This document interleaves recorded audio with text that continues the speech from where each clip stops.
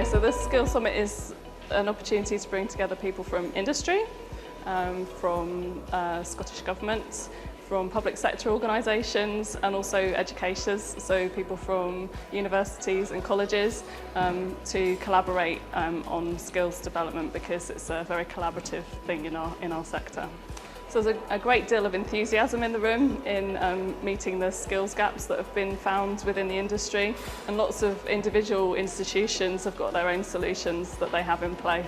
For example, lots of opportunities for students to go out and experience industry, or lots of places where they're bringing in the manufacturing skills, the data skills that are required in the sector. And so what we're trying to do today is connect those people and find ways of spreading that across our sector. So we are massively growing. We're looking to create 500 jobs in the next 5 years.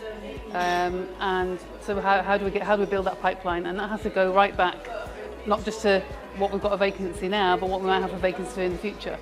So I work with universities and schools and colleges to let people know who we are and what we do. So one of the big outreach programs we have is a program called Spark, where we actually have our employees are volunteers, and they love it because they get the chance to go back into schools and excite children around science, from primary school to secondary school. And we also have a Curiosity Cube, which is like a mobile lab that comes around.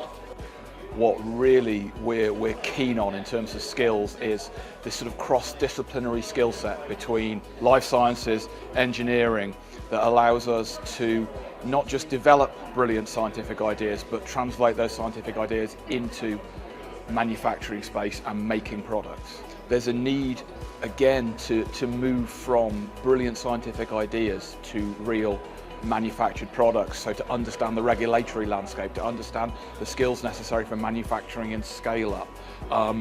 All of these are going to be critical if we're going to really, I guess, realise the potential in life sciences for particularly the challenge of a transition to a net zero economy and the need to use biological resources to replace the fossil resources we've traditionally used in manufacturing.